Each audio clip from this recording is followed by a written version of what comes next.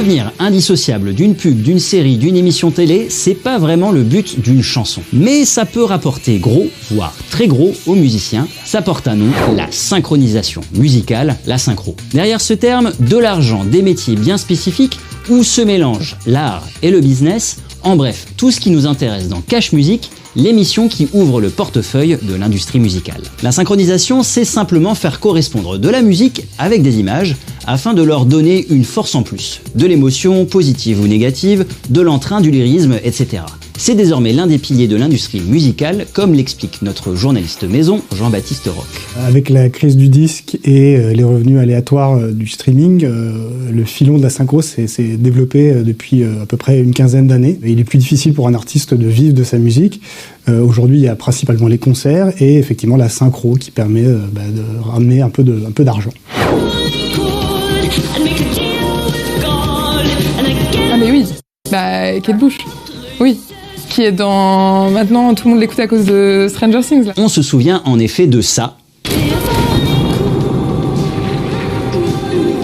Stranger Things, sur Netflix, a offert un revival à Kate Bush et lui a permis d'empocher un petit pactole au passage. Pas besoin d'aller aussi loin, en France, le duo parisien Charlotte Fever a réussi à placer 2 chansons dans la plus française des séries américaines sur Netflix, Emily in Paris. Les 2 morceaux apparaissent pendant, je sais plus, il y en a un c'était 1 minute et l'autre pendant 30 secondes dans Emily in Paris.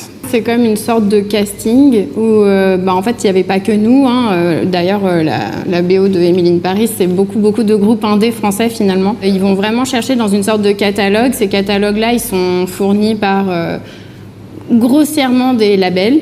Et en gros, c'est les prods de Netflix qui vont taper Happy, Love, French Music, qui vont tomber sur plein de groupes. Après, ils le proposent à la production, à Emily in Paris.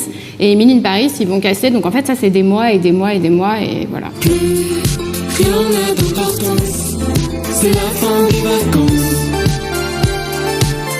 Mais comment un duo d'électropop indépendant parisien se retrouve dans une série américaine diffusée sur une plateforme mondiale? Potentiellement grâce à des gens comme Guillaume Heinzmann. Lui est cofondateur d'Alterca, société spécialisée dans l'édition musicale et la synchro. Éditeur, c'est à la fois l'un des métiers les plus obscurs de la musique, mais aussi l'un des plus essentiels. Ça passe par tout ce qui est possible de faire pour qu'il y ait des diffusions publiques d'œuvres. Donc ça peut être trouver un tourneur, ça peut être trouver un label, ça peut être de placer des œuvres en radio, en télé, tout ce qui génère des droits d'auteur. Et ça peut être aussi notamment trouver des synchronisations, puisque quand il y a une synchronisation, il y a de l'argent qui est facturé par l'éditeur, et puis ensuite il y a de la diffusion publique, en télé s'il y a de la télé, sur le web, ces diffusions vont donner lieu à des collectes SACEM et des répartitions SACEM.